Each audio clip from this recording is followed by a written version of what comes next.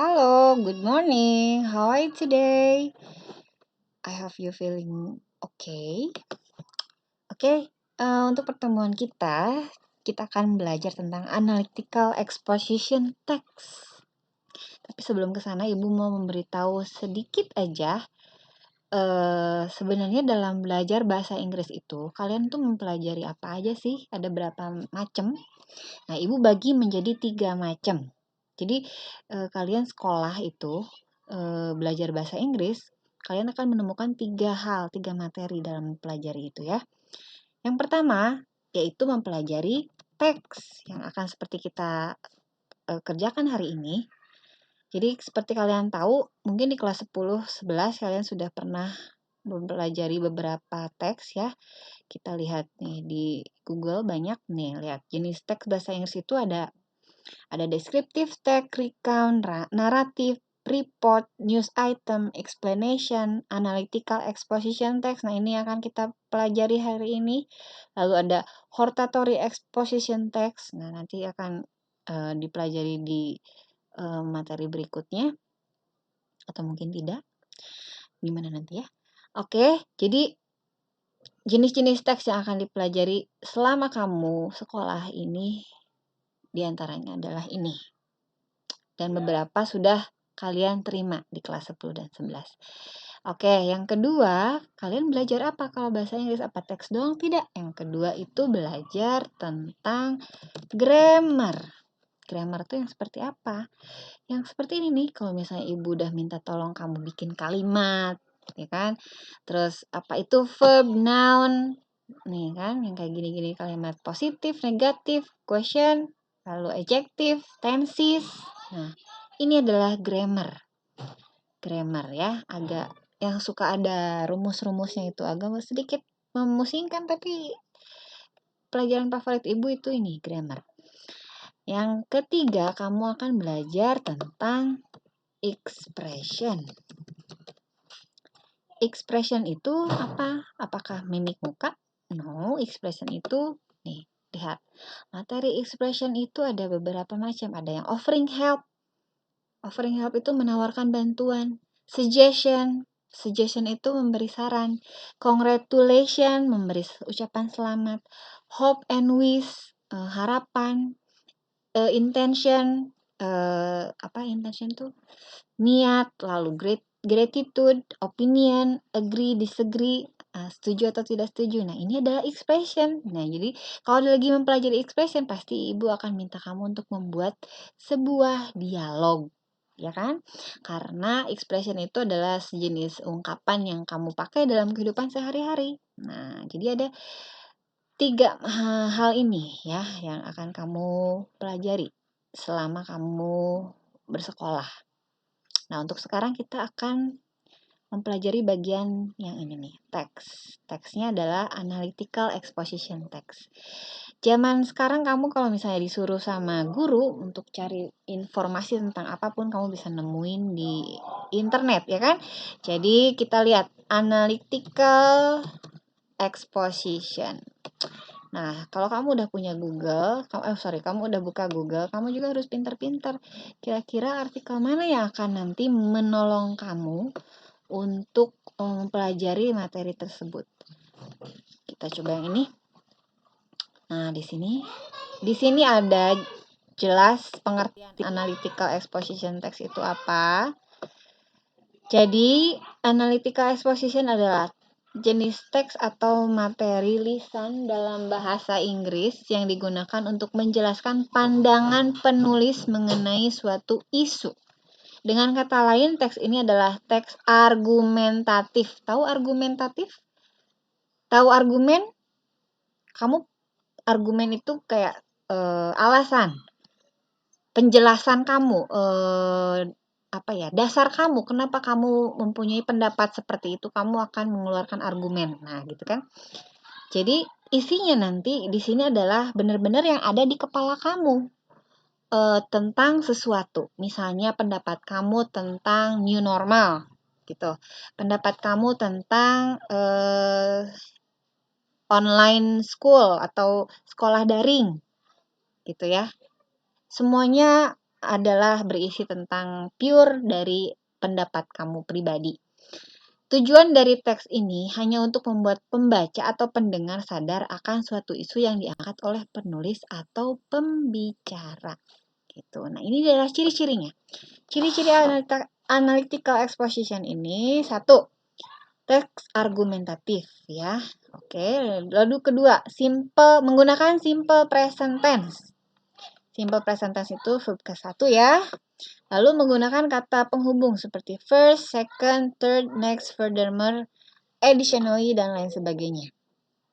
Kayak prosedur teks ya.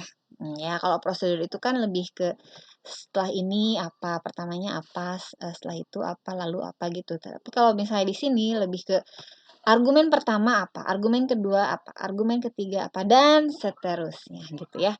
Menggunakan kata-kata evaluatif seperti important. Important itu apa? Penting. Valuable, berharga. Trustworthy, dan lain sebagainya. Menggunakan causal conjunction atau sebab akibat. Contohnya yang kemarin kita pernah bahas kan sebab akibat ya di materi yang pertama. As a result, because, by, consequently, despite, due to, for that reason, dan lain sebagainya. Jadi kamu mengutarakan pendapat A itu ada because-nya itu apa, karena apa, gitu ya.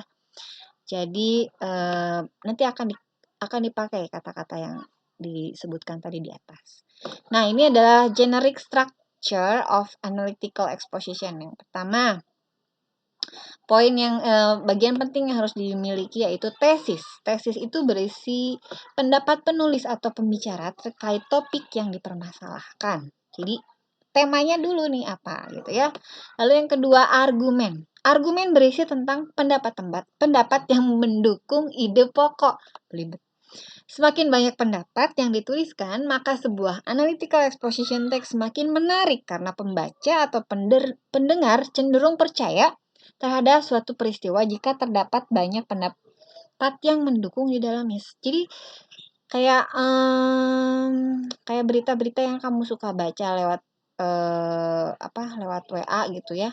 Ada berita apa itu tuh kadang itu adalah analytical exposition di mana di situ si penulis dia mengangkat suatu isu, lalu di situ dia kasih argumen-argumen yang pastinya itu adalah argumen dia pribadi kan. Nah, nantinya kamu seperti akan disadarkan oleh pendapat si penulis tersebut. Tapi sebenarnya kembali ke kamu. Apakah kamu setuju atau tidak gitu loh. Makanya harus pintar-pintar nih. Makanya kan kadang orang kita pernah suka dengar kan, jangan terlalu percaya berita yang ada di media gitu. Kadang itu adalah hoax karena memang kadang tidak masuk di akal gitu kan. Jadi ya, karena itu intinya adalah pendapat pribadi. Lalu yang ketiga ada conclusion atau kesimpulan. Nah, ini ada contoh analytical exposition text. Isinya cramming is bad. Cramming is bad. Apa sih artinya cramming? Di sini ada terjemahannya tuh ya. Cramming itu SKS, sistem kebut semalam. Kamu bisa baca nanti. Jadi kamu habis ini buka sendiri Google lalu kamu cari artikel tentang analytical exposition, bagaimana contohnya itu seperti apa ya. Di sini dia mengangkat tema tentang cramming. Cramming itu sistem kebut semalam. Jadi akan ada ujian dan si siswa itu belajar sistem kebut semalam sampai pagi. Nah, apakah itu baik atau tidak? Kalau misalnya menurut pendapat si penulis di sini menekankan kalau itu tidak baik. Dengan argumen-argumen dia seperti ini habit can lead to negative impact for some reason. Bla bla bla bla bla bla bla bla. Ini banyak ya. Jadi ini semuanya tentang argumentasi kenapa cramming itu tidak baik. Lalu yang terakhir, nah ini adalah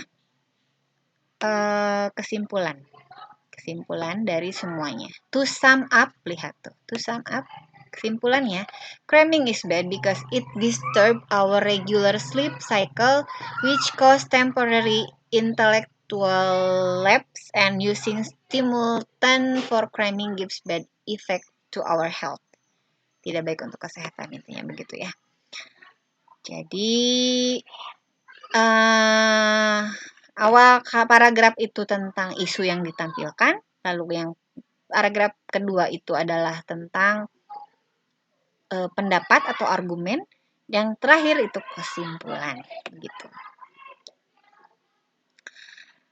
Nah, yang tadi udah disebutkan teks argumentasi yang disertai alasan-alasan mendukung, lalu menggunakan present tense, menggunakan kata penghubung, kata evaluatif, bla bla bla bla bla bla. Nah, ini juga ada contoh analysis text exposition teks singkat kedua tentang minum air, the importance of drinking water. Pentingnya minum air katanya gitu. Jadi di sini dia akan menjelaskan argumentasinya kenapa penting. Lalu nanti ada kesimpulan. Seperti itu ya. Oke. Lalu sekarang tugasnya apa? Tugasnya adalah cari atau buat analytical exposition versi kamu, tapi bukan dalam teks, tapi Ibu minta kerangkanya saja. Karena kalau teks kamu pasti akan cari di internet banyak, ya kan? Ibu minta kerangkanya aja. Ngerti nggak kerangkanya? Jadi kerangkanya misalnya judulnya cramming is bad, ya. Lalu nanti kamu tulis di situ, paragraf 1 isinya apa, paragraf 2 isinya apa aja. Kalau misalnya lebih dari beberapa ide, kamu tulis idenya apa aja di situ. Dan yang ketiga, isinya apa, kesimpulannya isinya apa, gitu. Ngerti ya? Oke, I hope you understand. Jadi setelah ini kamu langsung kerjakan, silahkan setelah itu submit di assignment. Ibu tunggu. Oke, thank you.